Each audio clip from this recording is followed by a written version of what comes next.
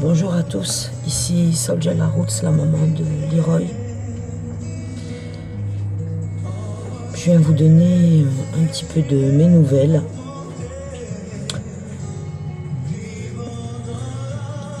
Trois mois, 3 visites de 60 minutes et plus de 4000 km. Plus de 4000 km dans mon état de fatigue. Ils sont bienveillants, ces gens de la protection de l'enfance, oui. Ils sont bienveillants. La protection de l'enfance. La destruction de l'enfance, plutôt. Demandez à Leroy ce qu'il en pense de ces 3 années. Sans sa maman. Et moi, ouais. Et moi, qu'est-ce que j'en pense de cette protection de l'enfance? Des longs voyages depuis maintenant 3 mois, une visite dans quelques heures de 60 minutes. On m'a dit la dernière, j'espère, parce que je suis partie hier matin et je me suis levée à 4 heures. On a quitté la maison dans Lyon vers 5 heures du matin. Il nous a fallu aller à Paris, prendre des trains. On a failli rater le TGV même. Courir dans mon état. La morphine. Des douleurs. Pas beaucoup de sommeil. Des attaques de ci, de là.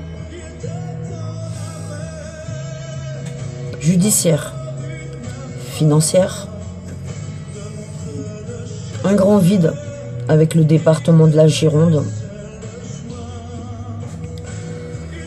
La chef qui s'occupe de ce placement, mon seul intermédiaire, pas de nouvelles depuis au moins 2 mois et demi. Le mois dernier, une notification du juge Laurent Gebler de Bordeaux qui a placé mon enfant au secret pendant plus de 2 ans, qui a ensuite levé le secret en mai 2020.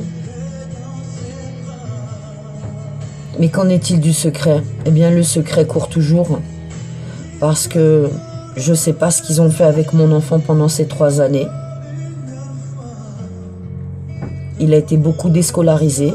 Il a été beaucoup changé d'école. Changé de lieu aussi. Il a fait beaucoup de familles d'accueil.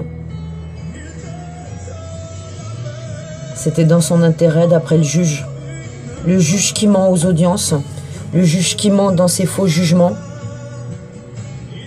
Le juge qui me décrit comme quelqu'un de délirant, avec une personnalité paranoïaque, pour cacher toutes les saloperies qu'ils ont fait sur mon enfant. Alors ils vont transférer mon enfant dans Lyon, où? Je sais pas. Comment ça va se passer? Je sais pas. Le juge a attendu presque 1 an pour désigner un expert. Il m'a foutu un pédopsychiatre pour m'expertiser ma tête. J'ai revu mon médecin généraliste récemment. Et lui, il maintient que je ne délire pas du tout. Il me suit depuis 1 an et demi. Il ne me trouve pas du tout délirante, bien au contraire. Mais ça non plus, le juge n'en tient pas compte. D'ailleurs, il marque ce qu'il veut, le juge, dans les jugements. Il parle que de moi. Il parle très peu de Leroy, d'ailleurs. Il parle pas de la souffrance de Leroy. Il parle pas de l'agitation de Leroy. Il parle pas de son hyperactivité. Il parle pas des défauts de soins. Il parle pas de cette non prise en charge pendant 3 années, alors que Leroy, il était pris en charge avant ce placement, enfin cet enlèvement, parce que je maintiens, ce n'est pas un placement, c'est un enlèvement de mineur et c'est une escroquerie au jugement. Tout est faux depuis mai 2018 où il a été volé à la crèche. Aujourd'hui, on veut me poursuivre pour du harcèlement. Je n'ai harcelé personne. Je n'ai fait que nommer les personnes qui sont responsables de l'enlèvement de mon enfant. Et toute cette casse qui s'en est découlée depuis 3 années, où moi j'ai été privée de mes droits, où Leroy n'a pas eu de droit non plus, ni même celui de voir sa maman, que de souffrir. Moi, ils ont flingué ma santé, hein. Ils ne me laissent pas la possibilité de me soigner. Les hôpitaux, c'est mort pour moi. On m'attend. Je suis gang-stalkée. Récemment, je suis allée à Auxerre la semaine dernière pour faire un examen. Et là, pareil, j'étais attendue. Il s'est passé des trucs incroyables dans ce centre nucléaire à Auxerre. De la secrétaire à l'accueil à ma prise en charge pour cet examen. Ils m'ont convoqué en début d'après-midi. Ils m'ont fait passer en dernier. Ils n'ont pas arrêté de chuchoter les messes basses de l'accueil à la salle d'attente. Ils m'ont baladé de salle en salle. J'ai pas vu un seul médecin dans ce centre. Et je me suis retrouvée sur une table d'examen, dans une pièce glacée.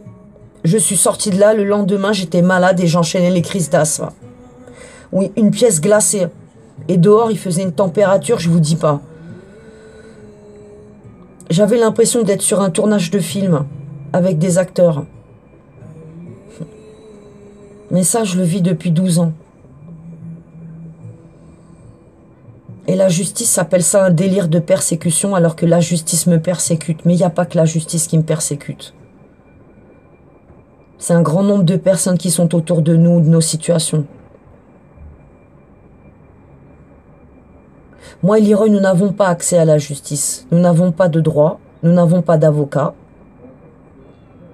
Mon affaire est partie du Val-de-Marne et elle est tellement énorme que personne ne veut s'en charger parce que je touche le sommet de l'État.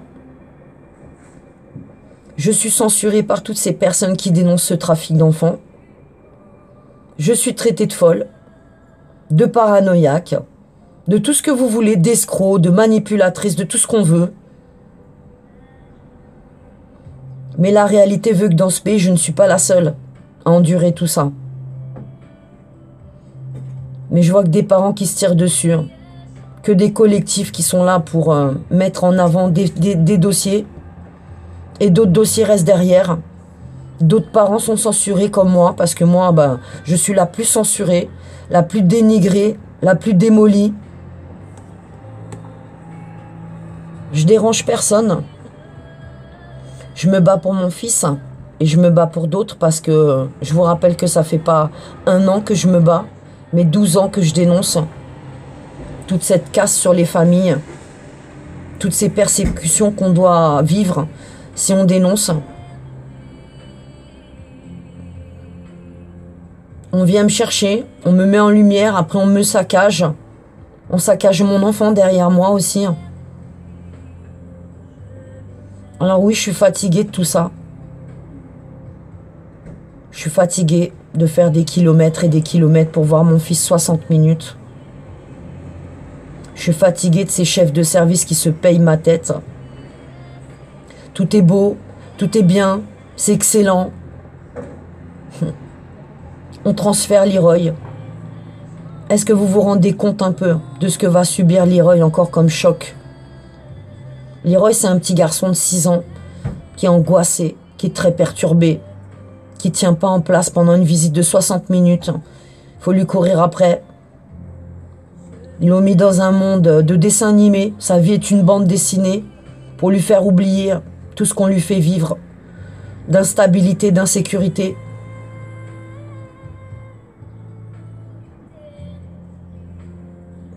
Qu'est-ce qui va se passer dans Lyon pour nous? Oh, faut pas rêver, ils vont pas me rendre mon enfant. Hein. Ils vont encore me chercher des poux. Ils vont m'obliger à aller voir des psychiatres parce qu'il faut absolument que j'adhère à cette casse. Que tout ce qui est inversé, c'est normal pour eux parce que eux, il y a quelque chose qui va pas bien dans leur tête. Que nous, les parents, on nous reproche de l'errance, de l'instabilité, des déplacements. Moi, je cherchais qu'un logement pour mon enfant. Combien de fois Leroy a été déplacé en 3 ans? Combien d'endroits? Combien de personnel? Combien de dangers? Combien de familles d'accueil? J'aurai jamais de réponse à tout ça. Aujourd'hui, je récupère Leroy. Enfin, non, je ne le récupère pas. Je le vois aux visites et j'observe tout ce qui ne va pas.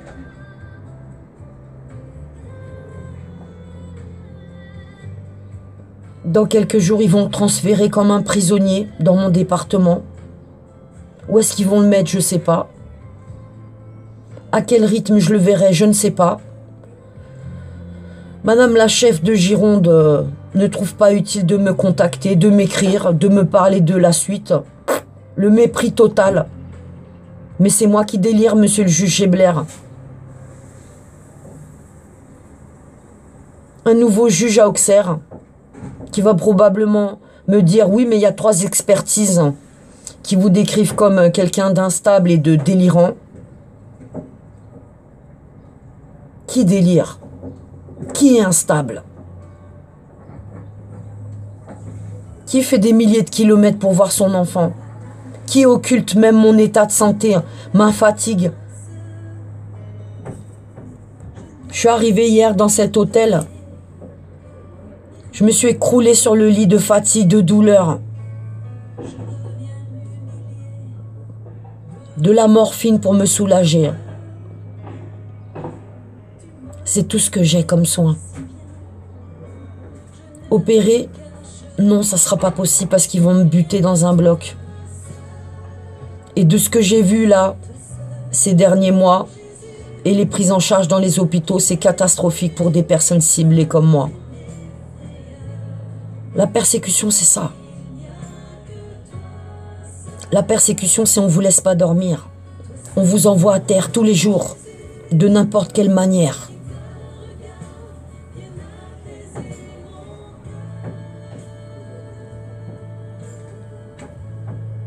Il y a des gens qui viennent sur ces vidéos, qui mettent des pouces en bas, à nos places.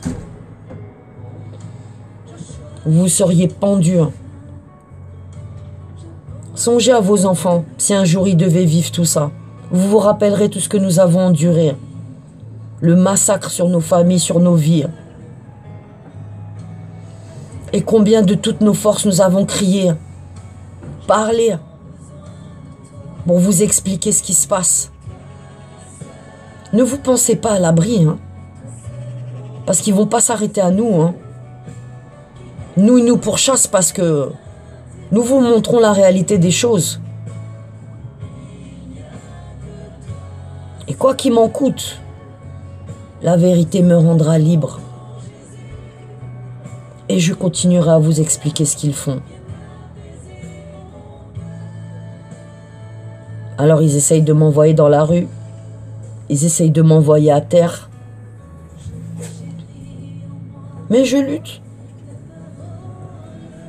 Je lutte pour mon petit garçon. Parce que lui, il va grandir et il verra combien sa maman s'est battue. Et sa maman s'est pas battue que pour lui. Sa maman s'est battue pour que ça change. Parce que si nous ne mettons pas toutes ces choses en lumière, nous n'avons aucune chance que ça change. Alors oui, il y a des gens qui vont mourir. Oui, il y a des parents qui entreront en grève de la faim. Il y en a d'autres qui vont être persécutés.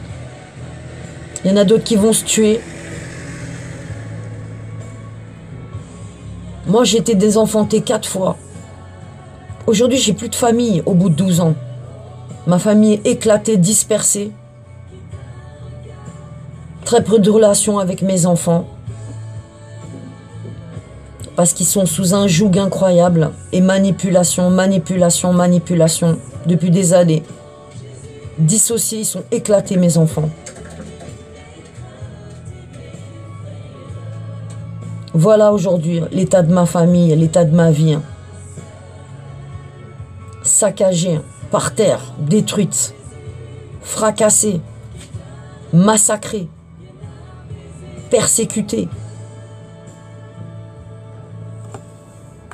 Alors si en plus vous avez la foi et vous avez le malheur de dire que vous êtes un croyant, alors là c'est encore pire que tout. On vous pourchasse encore plus parce que n'oubliez pas qu'on se bat contre des satanistes, des gens sans âme.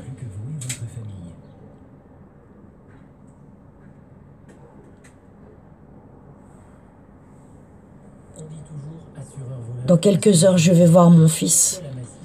Et là, je vais encore faire des kilomètres pour aller voir Leroy dans ce point rencontre à Bègle. Et je vais sourire parce qu'il ne faut pas qu'il me voie mal. Et je vais en avaler de la morphine avant d'y aller. Et je vais me concentrer pour pas pleurer, pour pas craquer. Parce que ces 60 minutes, elles sont précieuses pour lui. Ces 60 minutes par mois.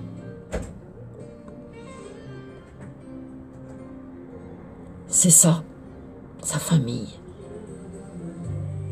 C'est ça nos existences à nous. 60 minutes par mois. Pour tisser du lien, comme il appelle ça, monsieur le juge. Retisser du lien. 3 ans d'absence dans la vie d'un enfant de 6 ans. Et 60 minutes par mois pour retisser du lien. Surveiller en plus. Les visites se passent très bien, mais le juge a du mal à l'écrire ça même dans son jugement. Il préfère se focaliser sur ma tête qui délire. Oh non, je ne délire pas. Moi, je constate toute la casse. Et le juge voudrait me coller tout ça sur le dos pour occulter tout ce qu'ils ont fait de mal à Leroy. Il y a quelques jours, le foyer de Podensac m'a demandé des documents pour un dossier MDPH. Mais qu'est-ce qu'ils ont foutu pendant ces 3 ans pour pas prendre en charge mon enfant et attendre qu'on le transfère dans Lyon? Combien de temps ça va prendre ce dossier MDPH? Leroy, il rentre en école primaire à la rentrée septembre. Comment ça va se passer la scolarité pour lui qui ne tient pas en place? En plus, il fout de sa scolarité en l'air. Mais c'est moi la maman qui délire. N'ont même pas honte ces gens. N'ont même pas de conscience ces gens.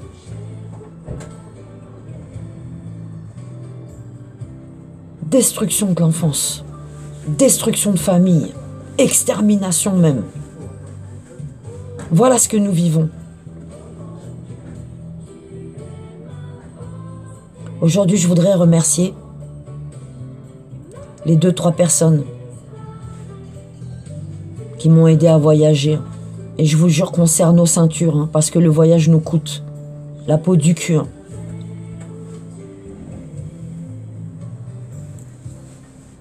On dort mal, on est fatigué, on se nourrit mal. On court pour 60 minutes. Je voudrais remercier aussi la magnifique sœur qui m'a envoyé un petit livre pour Leroy, avec un petit cœur, un joli petit mot que je vais lui lire aujourd'hui. Puis je vais filmer un peu Leroy.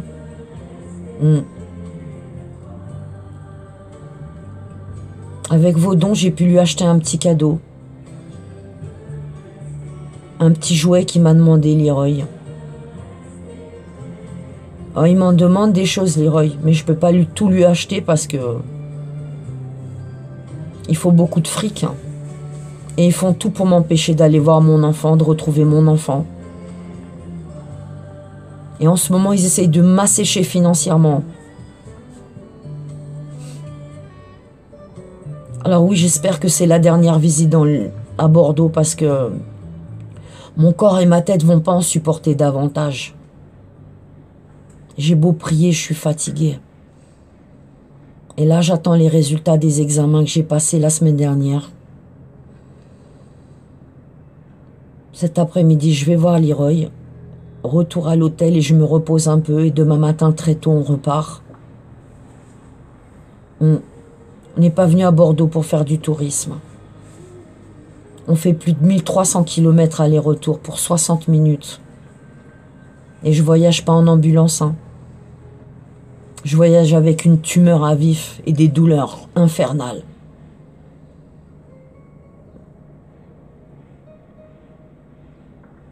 Mais pour Leroy, même en rampant, je serais venu à Bordeaux.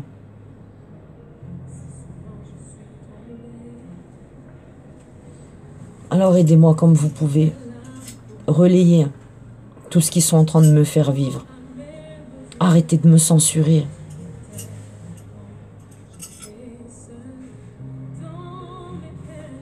Je suis pas votre ennemi. Je suis juste une maman qui dénonce. Une maman qui lutte depuis 12 ans. Une maman qui a vu toute sa famille massacrée. Une maman qui boit pas Une maman qui se suicide pas. Une maman qui reste debout malgré tous les chocs.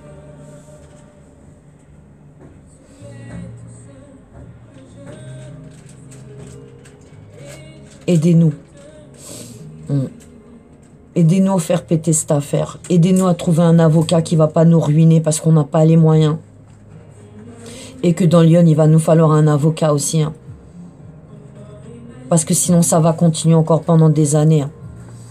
Et personnellement, je pense pas que mon corps va pouvoir le supporter encore des mois. Parce que la maladie, elle fait des dégâts dans mon corps.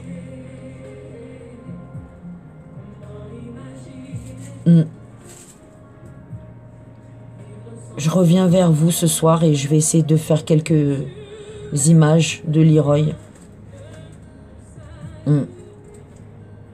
Voilà. 3e visite à Leroy. Et ô combien de freins, d'embûches, de persécutions pour pas que j'arrive devant mon enfant. Mais je suis là.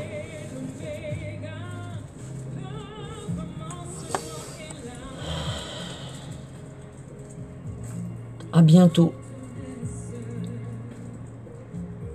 Et merci aux belles personnes qui me soutiennent. Oui, merci.